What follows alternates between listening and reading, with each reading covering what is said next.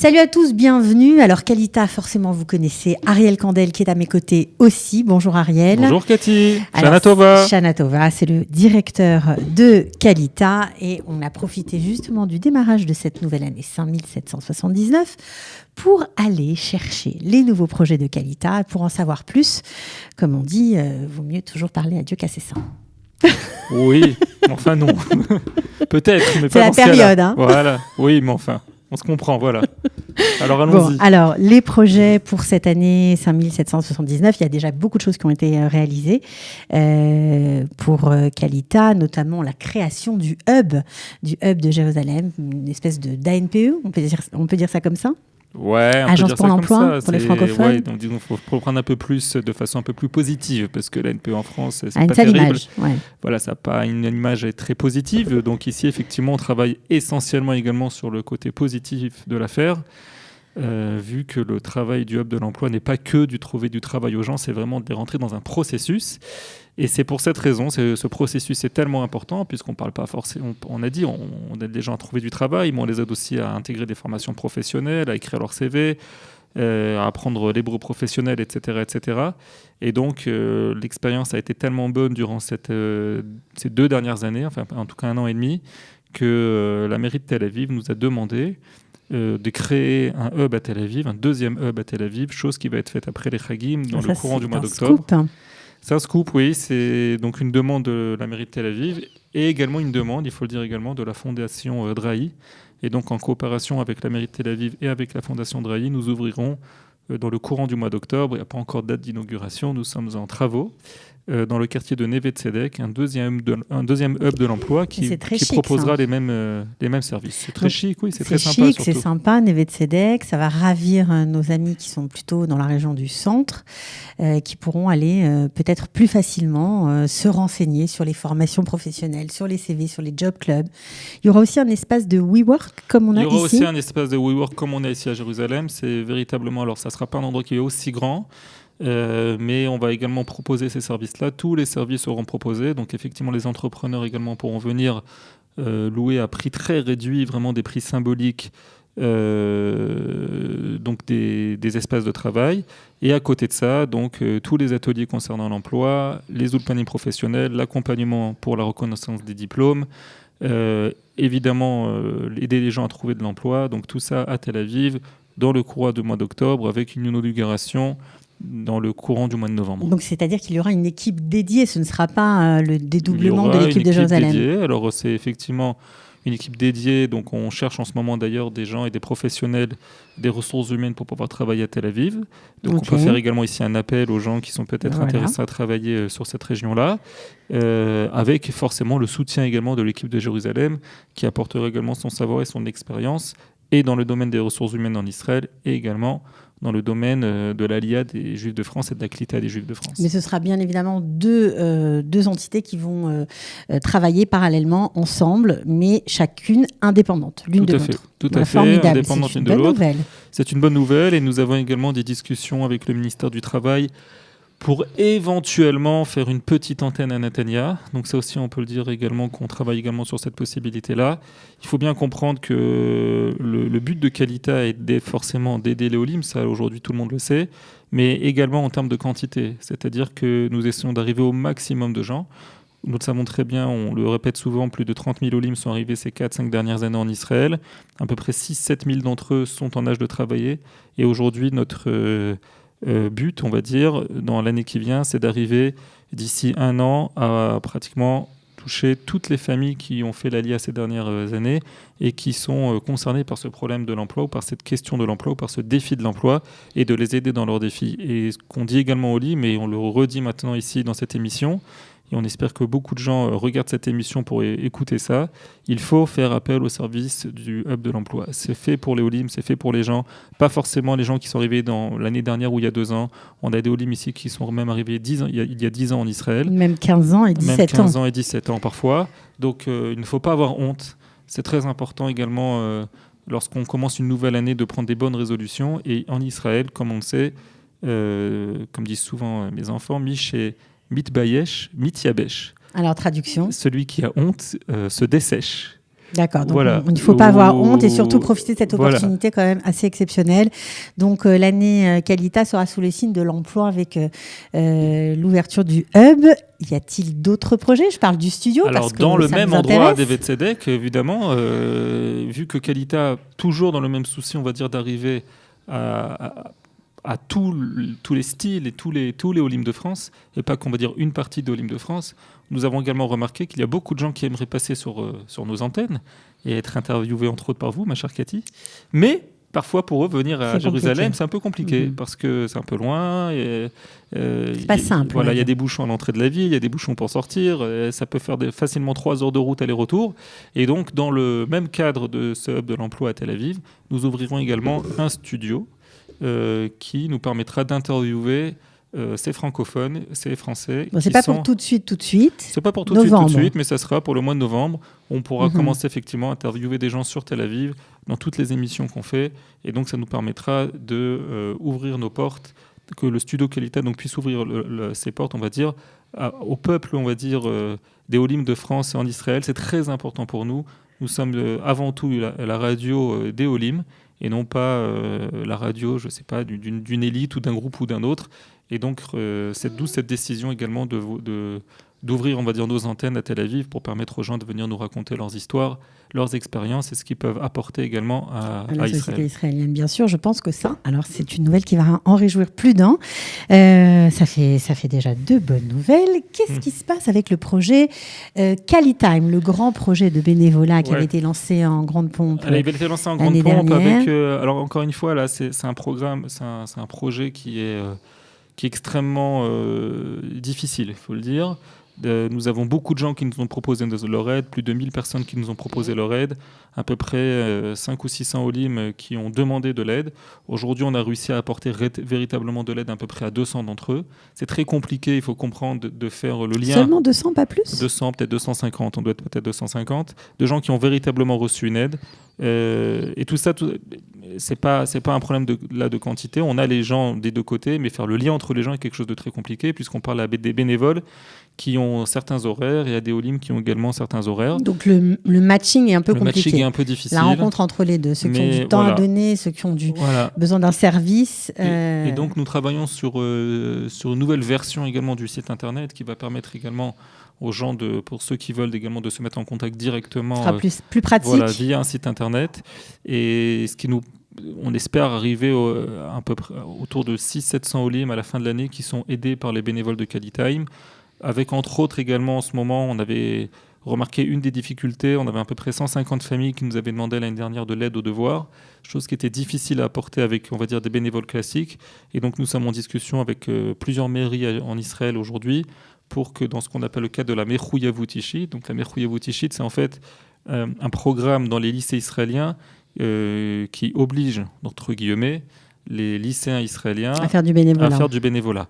Et c'est d'ailleurs une note qui est comptée dans la moyenne du bac. Et donc c'est très important. Voilà, c'est très important. Et donc on a fait appel à certaines mairies de nous intégrer, enfin d'intégrer le projet Qualitime dans ce programme-là, qui est un programme national, pour que des élèves en fait qui parlent français parce qu'ils sont peut-être nés en Israël, ou même des élèves qui parlent pas forcément français, puissent aider des Olim Khadashim, donc des enfants qui sont en école primaire surtout, et qui sont venus ces dernières années en Israël. Donc ça, c'est également aussi un partenariat important avec les mairies qui nous suivent dans plus en plus de projets. On a cité la mairie de Tel Aviv sur le hub, on peut reciter la mairie de Jérusalem également qui nous aide ici au hub de l'emploi à Jérusalem. La mairie d'Ashdod aussi, je crois. La mairie d'Ashdod également, qui commence également à nous aider sur ces projets-là. Et donc dans ces projets de bénévolat, aujourd'hui, donc ce projet national de Mechouïavout Ishit va également se mettre au service, nous l'espérons, du Qualitime. Ok, donc ça fait déjà des bonnes nouvelles, en tout cas de l'avancée et de la progression, de la transformation pour cette année 5779. Alors, qu'est-ce qui se passe dans le dernier pôle qui intéresse Qualita ? Je parle de la reconnaissance des diplômes. Il y a eu beaucoup de batailles gagnées, on va dire des victoires. Je pense aux dentistes notamment. Oui, alors c'est pas le dernier pôle, parce qu'on va aussi dire un mot sur les associations tout de suite, mais... alors effectivement, il y a des batailles qui ont été gagnées ces dernières années. Donc dans les 2 dernières années, on pense effectivement aux pharmaciens, on pense aux dentistes, on pense aux aux internes en médecine, excusez-moi, le terme m'échappait, les internes en médecine aujourd'hui qui peuvent également faire leur internat en Israël.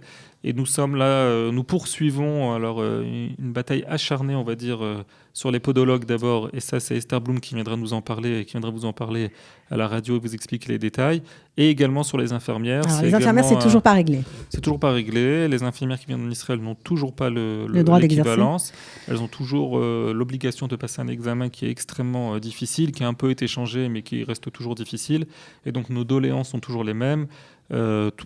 Tout simplement parce que, pour résumer ça, on va dire en 2 ou 3 points. Le premier point, c'est que, comme on l'a expliqué, aujourd'hui, la majorité des métiers de la médecine français sont reconnus directement en Israël sans avoir besoin de passer un examen. Donc, il n'y a pas de raison que les infirmiers ou les infirmières aient besoin d'en passer un. Ça, c'est premièrement. Deuxièmement, on sait également très bien aujourd'hui que les études en France sont même plus longues que les études en Israël, et que les contenus qui sont appris en France sont supérieurs, on va dire, au moins en quantité, peut-être en qualité, également sur ce qui existe en Israël. Et donc, c'est également notre requête auprès du ministre de la Santé. Donc, c'est des choses qui prennent énormément de temps. On fait marcher beaucoup de rouages qu'on ne va pas... dévoiler ici. En tout cas, vous travaillez dur sur ce dossier. On travaille dur aussi sur ce dossier-là qui est extrêmement compliqué, extrêmement complexe. Mais on va y arriver. Mais c'est comme d'habitude. Non, en tout cas, je vous le souhaite. Je le souhaite à tous les infirmiers et les infirmières qui sont en attente, qui aimeraient tellement venir en Israël, mais qui craignent d'abandonner un métier qui les passionne. Et on peut les comprendre. Donc, on espère encore un peu de patience pour elles et que vous allez arriver bien à vos fins et leur permettre d'exercer ce magnifique métier en Israël. Alors, on a parlé, on va dire, des 3 pôles principaux qui intéressent Qualita. Bien évidemment, Qualita ne serait rien sans les associations qui en font partie. C'est même la base d'ailleurs de Qualita, c'est-à-dire qu'on parle de les 3 pôles proactifs, c'est-à-dire des choses où Qualita est proactive dans le sens où nous menons des actions, on va dire, concrètes et pas forcément des actions de représentativité. Et à côté de cela, nous avons toujours donc le souci, on va dire, de pouvoir accompagner le maximum d'associations et le plus possible. Alors souvent on pose la question, mais pourquoi il y a besoin d'autant d'associations ? Et je réponds toujours à la même question. Vu qu'il y a 30 000 Olim qui sont arrivés ces dernières années, on a besoin d'énormément de gens sur le terrain pour pouvoir les accompagner, premièrement. Et deuxièmement, pas toutes les associations, pas tout le monde ne veut faire la même chose. Alors aujourd'hui, Qualita fédère combien d'associations ? On a à peu près 70 associations qui sont fédérées par Qualita dans tous les domaines, des associations qui travaillent avec les jeunes, d'autres avec les étudiants, d'autres avec les retraités, d'autres dans le domaine du sport, d'autres dans le domaine de la psychologie. Il y a vraiment...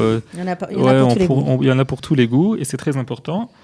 Comme je l'ai dit, pas toutes les associations ne peuvent traiter tous les sujets. Donc à partir de là, on essaie toujours de les accompagner sur 3 points. D'abord des conseils professionnels. Deuxièmement, des subventions qui sont octroyées aux associations pour leur permettre essentiellement d'accroître leur activité. Et troisièmement également, une nécessité, et c'est ce qu'on fait également ici au Studio Qualita, on va dire de propager la bonne parole et surtout leurs bonnes activités. De les faire connaître. Et de faire connaître leurs activités. Mais oui, parce que parfois, certains nouveaux immigrants ont besoin d'aide dans certains domaines, parfois même des domaines très pointus. Ils ne savent même pas qu'il y a une association qui peut les aider, qui travaille exactement dans le domaine qu'elle recherche. Et c'est dommage de passer à côté. Donc c'est aussi notre fonction de faire connaître ces associations. Et d'autant plus, c'est également important de le dire dans cette période de Chagim, de fête. On sait très bien que les Juifs de France sont très attachés à l'aspect communautaire. On décompte aujourd'hui, d'après une liste qu'on a érigée ces derniers mois, 143 communautés, je répète, 143 communautés en Israël qui sont soit des communautés à 100% francophones, soit qui sont à majorité francophone. Et donc... pour essayer d'écouter tout ce joli monde, à part toutes les réunions, on va dire, avec chaque association qu'on fait tout au long de l'année, nous organiserons sûrement au mois de novembre, la date n'est pas encore fixée, un congrès des associations en Israël. Alors, ce n'est pas que des associations françaises, c'est également des associations israéliennes qui sont liées et qui gèrent également une partie de la communauté d'Olim qui sont venus de France ces dernières années. Et donc, nous ferons un congrès pour essayer d'écouter tout le monde et d'essayer d'apporter des solutions à ces associations qui en ont bien besoin. Alors justement, ce sera un congrès où tout le monde va pouvoir s'exprimer, où vous avez un but, vous voulez arriver à quelque chose de particulier à la fin de ce congrès ? Alors forcément, c'est compliqué d'organiser un congrès où tout le monde peut s'exprimer, et pourtant c'est le grand défi. Donc la question est oui. Alors il y aura des plénières où pas tout le monde pourra s'exprimer. Il y aura également des séances en petits groupes, par thème, on va dire, ou par ville. C'est pour faire avancer des sujets préoccupants. Pour essayer de réfléchir ensemble à des solutions, comment faire venir plus d'Olim aux activités des associations, comment pouvoir lever plus de fonds pour aider les associations, comment permettre aux associations de mieux, encore une fois, propager leurs activités. C'est impensable qu'il y ait, on peut dire, des associations, une association HDOT qui organise des activités pour les retraités et qu'il y ait des retraités HDOT qui ne soient pas au courant que cette association existe.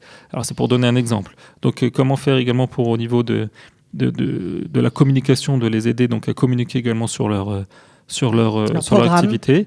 Et c'est donc le but également de les réunir également et de au moins une fois par an, essayer de les faire également intervenir, également se connaître, parce qu'il faut bien comprendre que si on parle de 70 associations en plus, 140 communautés, les gens ne se connaissent ça fait plus de 200 entités, où chaque entité pourra envoyer 1, 2, voire 3 représentants, ça peut facilement faire 500 personnes, et donc il y a également un besoin que les gens se connaissent, parce qu'il est possible qu'un rabbin de communauté à Ranana ait besoin d'un certain service, et qu'il y ait 2 rues à côté de lui, une association qui la donne, donc c'est des choses qu'on va essayer également de faire cette année. Est-ce que vous allez en profiter pour aborder des grands sujets de société, par exemple, comment mieux s'intégrer en Israël ou comment faire venir plus de Juifs de France qui ont des difficultés à monter, ou c'est pas le propos ? Alors, c'est une bonne question, parce qu'effectivement, il y a dans ces défis de la Clita, alors un des grands défis, par exemple, c'est le défi de la jeunesse. Il faut en parler, c'est-à-dire qu'il y a des solutions qui sont données, mais on a encore aujourd'hui le souci de cette jeunesse, de ces collégiens, de ces lycéens qui viennent de France, qui arrivent ici en Israël et qui parfois sont amenés, on va dire, à un peu se promener dans les rues l'après-midi après l'école. C'est une question qu'on va également peut-être poser durant ce congrès, de savoir est-ce qu'on peut apporter plus de solutions.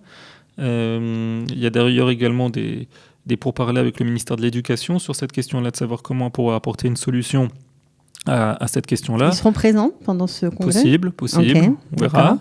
On verra où on en sera dans ces négociations, mais c'est possible effectivement qu'on invite le ministère pour pouvoir parler également de ce sujet-là durant ce congrès. Et forcément, la question du potentiel. On sait aujourd'hui que la situation en France ne s'arrange pas. On sait qu'il y a encore en France des dizaines de milliers de Juifs qui souhaiteraient faire leur Aliyah. Alors souhaiterait, c'est un grand mot, puisque ça fait 2000 ans qu'on dit l'an prochain à Jérusalem, et on le redira encore le soir de Kippour. Et pourtant, je redis toujours, le fameux... parce qu'il n'y en a pas eu d'autres, en fait, dans les 15 dernières années. Donc il y a eu une seule enquête sur les Juifs de France qui a été faite en 2015 et qui disait que plus de 40%, 43% pour être exact, des Juifs de France souhaitaient faire leur Aliyah. Et moi, je pose toujours la même question, c'est de savoir si il y a autant de personnes qui souhaitent faire leur Aliyah, qu'est-ce qui fait qu'ils ne la font pas ? Voilà. Si chacun a effectivement le droit de choisir de vivre ou pas en Israël, si quelqu'un ne veut pas vivre en Israël, c'est son choix, et on le respecte. Mais si quelqu'un souhaite venir en Israël mais qu'il ne vient pas parce qu'il n'y a pas ce que j'appelle d'assez de pistes d'intégration dans le domaine de l'éducation, dans le domaine du logement, dans le domaine du travail, il faut être capable aujourd'hui de proposer à toute personne qui souhaite de faire son Aliyah des pistes, des vrais programme d'intégration dans tous ces domaines-là. Voilà, comme je le dis souvent, l'État d'Israël, on va avoir du travail. L'État d'Israël le fait très bien, je le répète toujours, pour les jeunes, via, entre autres, les programmes Massa. Mais pour les familles, aujourd'hui, il n'y a pratiquement rien qui n'est proposé. On dit aux gens, venez, on leur explique ce qu'il y a en Israël, mais on ne leur propose pas véritablement de plan d'intégration. C'est un travail très dur qu'on fait et qui est également peut-être au point suivant dont on va discuter maintenant, mais également dans ce congrès, on va essayer de réfléchir, de savoir comment on peut pousser pour arriver pratiquement, pourrais dire, à obliger l'État d'Israël à créer avec le monde des associations des pistes d'intégration pour les gens qui souhaiteraient venir en Israël. On espère que les conclusions de ce congrès seront publiques, seront publiées même, pour que tout à chacun puisse lire et se faire un peu une idée d'où nous en sommes au niveau de tous ces projets. Alors maintenant, une question brûlante, c'est les élections. Voilà, oui. le 30 octobre, je crois, le maire de chacune des villes d'Israël va être élu. Voilà. Et cette année, il y a eu un grand bouleversement puisque de nombreux francophones se sont engagés dans ces municipales, voilà, comme on dit en français, pour postuler sur des listes derrière des maires potentiels. Alors, qu'est-ce que vous en pensez? Et est-ce qu'il y a un conseil de Qualitas pour le vote? Qu'est-ce qu'on doit faire? Alors, d'abord, j'en pense que du bien. Il faut que nos auditeurs comprennent bien que c'est extraordinaire ce qui se passe. C'est-à-dire que pendant des années et des années, les Français, pour des raisons, on va dire, historiques, ne se sont pas impliqués dans la vie politique en Israël. Et ça devient aujourd'hui non pas une nécessité, mais une obligation.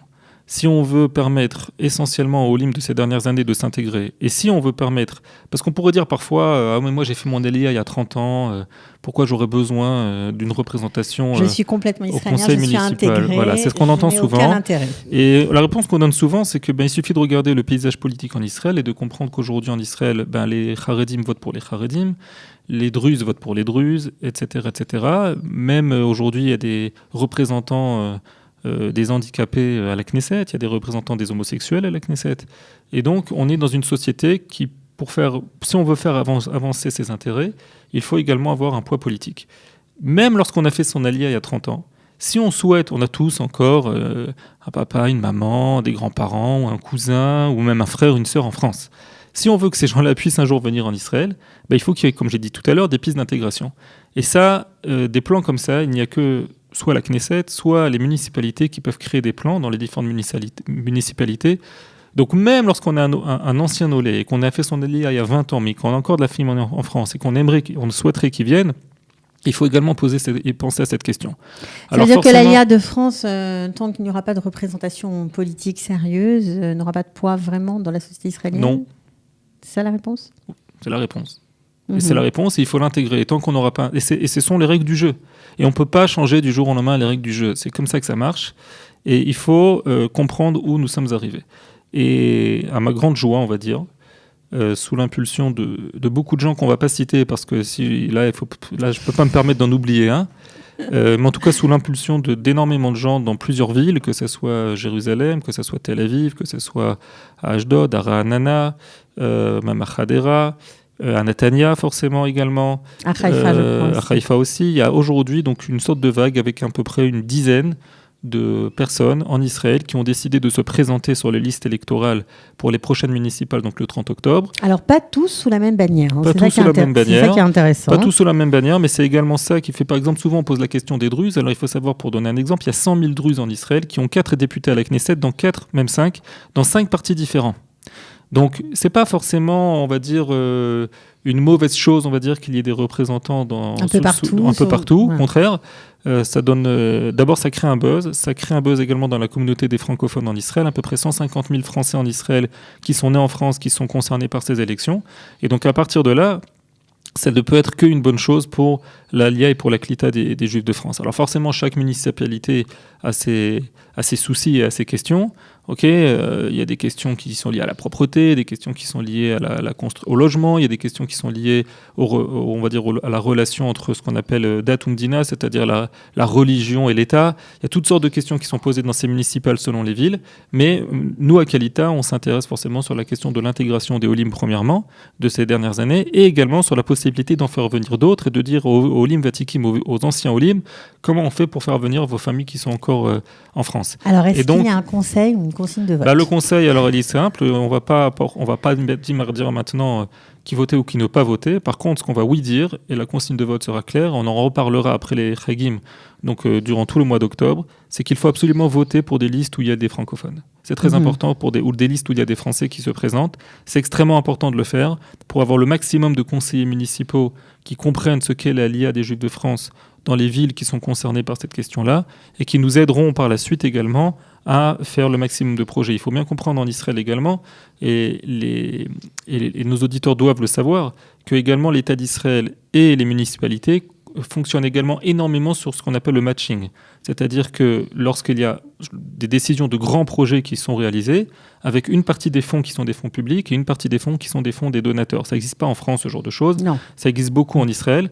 Et donc, Qualitas et les associations qui travaillent avec Qualitas ont beaucoup de projets et parfois même des fonds qui peuvent investir également sur ces projets-là, mais on a besoin forcément d'un matching de fonds publics pour pouvoir faire profiter de ces services donc le maximum de gens.